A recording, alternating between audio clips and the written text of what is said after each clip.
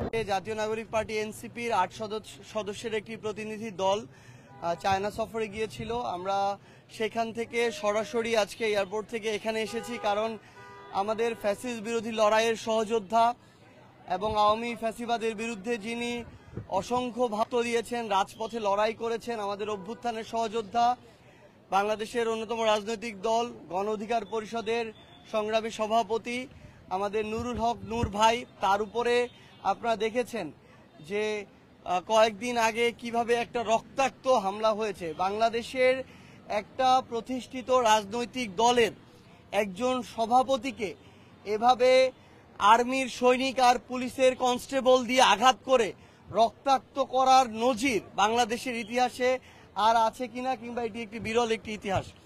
তো এই অভ্যুত্থান পরবর্তী বাংলাদেশে অভ্যুত্থানের সামনের সারির একজন সহযোদ্ধার সাথে এই ঘটনা কোনো স্বাভাবিক ঘটনা নয় বলে আমরা মনে করি, এবং সেই জায়গা থেকে এই ঘটনাকে অত্যন্ত গুরুত্বের সাথে দেখে আমরা সরাসরি আজকে আমাদের সহযোদ্ধা গণ অধিকার পরিষদের সভাপতি নুরুল হক নূর ভাইকে দেখতে এসেছি।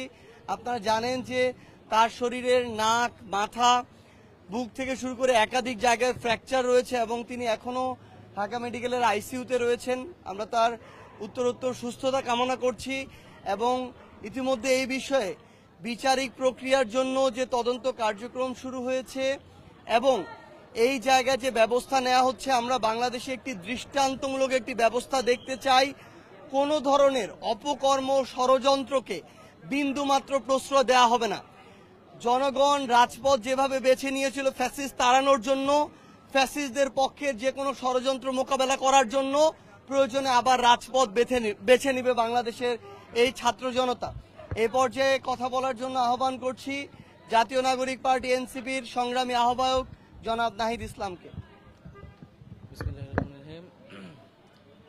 নুরুল হক নূরের উপর হামলার ঘটনাটা আমরা চীন থেকে শুনতে পাই। জাতীয় নাগরিক পার্টি এই হামলার প্রতিবাদ জানিয়েছে এবং এটা আমাদেরকে উদ্বিগ্ন করে তুলেছে পুরো জাতিকে। আসলে জুলাই গণ অভ্যুত্থানের পরে এরকম একটা দিন দেখতে হবে এটা আমরা কেউ কল্পনাও করি নাই। এটা শুধু দুঃখজনকই নয়, অনাকাঙ্ক্ষিত নয়, এটা উদ্বেগজনকও। আমরা আসলে কোন সময়ে বাস করছি এবং দেশের পরিস্থিতি কোন দিকে যাচ্ছে এটা আমাদেরকে ভাবাচ্ছে।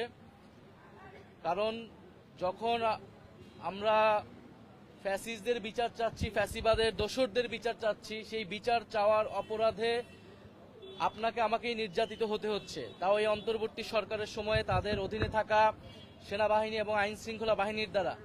এটা অত্যন্ত দুঃখজনক। গণ অভ্যুত্থানের শক্তিকে অবদমন করতে, তাদের কোমর ভেঙে দেওয়ার জন্যই এই ধরনের পরিকল্পনা করা হচ্ছে, এই ধরনের দৃষ্টান্ত স্থাপন করা হয়েছে বলে আমরা মনে করছি। এবং নুরুল হক নূরকে যেভাবে আঘাত করা হয়েছে, আপনারা জানেন যে তাদের পার্টি অফিসের সামনে, কার্যালয়ের নিচে তারা সংবাদ সম্মেলনের প্রস্তুতি নিচ্ছিল। সেই জায়গা থেকে একটা ঘটনার প্রেক্ষিতে তিনি পরিস্থিতি নিয়ন্ত্রণের জন্য সেখানে গিয়েছিলেন এবং এটা তাদের রাজনৈতিক অধিকার, গণতান্ত্রিক অধিকার, যে কারো বিরুদ্ধে গণতান্ত্রিকভাবে কথা বলা এবং ফ্যাসিবাদের দোসরদের বিচার চাওয়া। এবং আমরা সেখানে দেখলাম যে ন্যাক্কারজনকভাবে তার উপর হামলা করা হলো, তার নেতাকর্মীদের উপরে হামলা করা হলো। এক কথায় বলতে গেলে এটাকে বলে বর্বরতা। এবং এটা আমাদের জন্য দুঃখজনক যে এই বর্বরতা সেনাবাহিনীর দ্বারা, সেনাবাহিনীর কিছু সদস্যদের দ্বারা সংঘটিত হয়েছে। সেনাবাহিনীর অফিসারদের পক্ষ থেকে তাদেরকে প্রথমে হুমকি দেওয়া হয়েছে এবং সেই হুমকি 10 মিনিটের পরবর্তীতেই এই হামলার ঘটনা ঘটানো হয়। ফলে এটা আমাদের জন্য উদ্বেগের। অন্তর্বর্তী সরকার আসলে কিভাবে পরিচালিত হচ্ছে, সেনাবাহিনী কাদের নির্দেশনায় পরিচালিত হচ্ছে, এই বিষয়ে কিন্তু প্রশ্ন উঠছে। কারণ অন্তর্বর্তী সরকার গণ অভ্যুত্থানের এই নুরুল হক নূর, এদের মতো ফ্যাসিবাদ বিরোধী যোদ্ধাদের লড়াই সংগ্রামের ফলেই কিন্তু এই অন্তর্বর্তী সরকার গঠিত হয়েছে। ফ্যাসিবাদ বিরোধী রাজনৈতিক দলগুলোর সমর্থনে অন্তর্বর্তী সরকার এখনো তাদের কার্যক্রম পরিচালনা করে যাচ্ছে। ফলে এই সময়ে তার উপরেই হামলা, এটাকে আমরা খুবই গভীর উদ্বেগের সাথে দেখছি। এটার প্রতিবাদের ভাষা আমাদের নেই এবং আমরা পাশাপাশি এও লক্ষ্য করছি যে দেশে এক ধরনের অস্থিতিশীলতা তৈরি করার নানা চেষ্টা করা হচ্ছে। আমরা বলতে চাই যে বাংলাদেশের মানুষের প্রতি আমাদের অঙ্গীকার যে ফ্যাসিবাদী পক্ষকে আমরা কোনোভাবেই জায়গা করে দিব না, সুযোগ করে দিব না। সেটা জাতীয় পার্টির নামে আসুক, যেই নামে আসুক না কেন, এবং বাংলাদেশের যেই শক্তি তাদেরকে সহযোগিতা করবে তাদেরকে জনগণের বিরুদ্ধে দাঁড়াতে হবে। এবং আরো দুঃখজনক, সেদিন হয়তো যা ঘটনায় হয়ে থাকুক না কেন, সেটা যদি অনাকাঙ্ক্ষিত হয়ে থাকে, দুর্ঘটনা হয়ে থাকে, সেনাবাহিনীর উচিত ছিল নিঃশর্তভাবে দুঃখ প্রকাশ করা, ক্ষমা প্রার্থনা করা, যে একজন রাজনীতিবিদকে, ফ্যাসিবাদ বিরোধী রাজনীতিবিদকে এইভাবে রাস্তায় ফেলে পেটানো হয়েছে। কিন্তু আমরা দুঃখজনকভাবে দেখেছি যে আইএসপিআর এর যেই বিবৃতিটি তারা দিয়েছে, সেখানে তারা এই হামলাকে বৈধতা দেওয়ার চেষ্টা করেছে, জাস্টিফাই করেছে, মব ভায়োলেন্স বলেছে।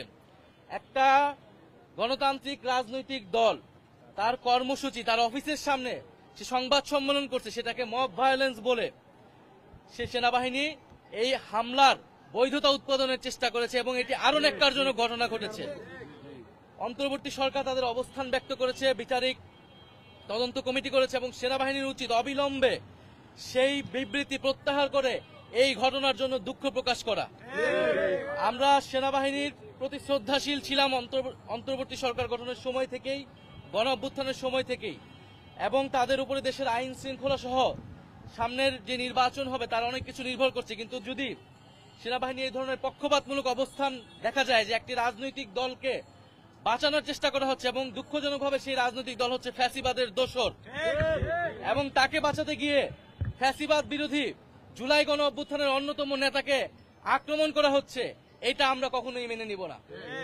ফলে আমরা আশা করব যে সেনাবাহিনী তাদের এই অবস্থান পুনর্মূল্যায়ন করবে এবং তাদের এই হামলার জন্য, তাদের এই ঘটনার জন্য এবং দুঃখ প্রকাশ করবে, এবং ভবিষ্যতে এই ধরনের ঘটনা ঘটবে না সেই নিশ্চয়তা বাংলাদেশের জনগণকে দিবে, বাংলাদেশের রাজনৈতিক দলগুলোকে দিবে। আর জাতীয় পার্টি বিষয়ে আমাদের অবস্থান খুবই সুস্পষ্ট। জাতীয় পার্টি শুধু এই গত 16 বছর ধরে দালালি করে নাই।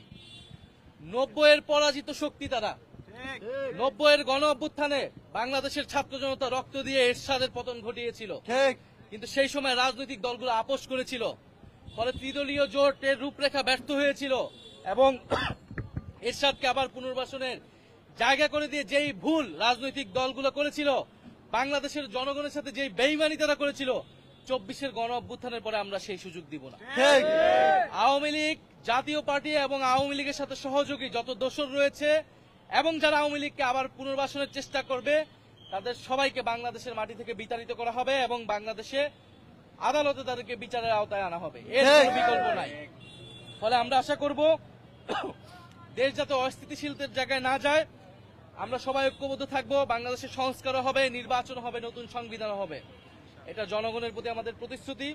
সকল রাজনৈতিক দলের প্রতি আমাদের আহ্বান থাকবে যে আপনারা দেশের এই পরিস্থিতিতে ঐক্যবদ্ধ থাকুন, এমন কোন শক্তিকে সহায়তা করবেন না, সমর্থন দিবেন না যারা বাংলাদেশের গণতন্ত্রের জন্য হুমকি স্বরূপ। অনেক রক্তের বিনিময়ে, অনেক সংগ্রামের বিনিময়ে আমরা আজকের এই পরিস্থিতিতে এসেছি। আমরা নুরুল হক নূরের সুস্থতা কামনা করি এবং এই ঘটনার সুষ্ঠু তদন্তর মাধ্যমে বিচার হবে, এটা আমরা প্রত্যাশা করছি। ধন্যবাদ।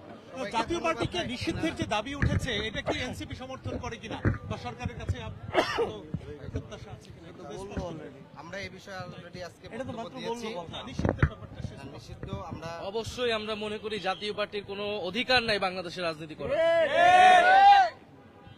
ঘোষণাপত্র সহ অন্তর্বর্তী সরকার বিভিন্ন জায়গায় বলেছে 3টি নির্বাচন অবৈধ। ফলে এই 3টি নির্বাচনকে বারবার বৈধতা দিয়েছে কারা? জাতীয় পার্টি। জাতীয় পার্টি। এই ফ্যাসিবাদকে টিকিয়ে রাখতে সহায়তা করেছে জাতীয় পার্টি। বাংলাদেশের জনগণের বিপক্ষে অবস্থান নিয়েছে তারা।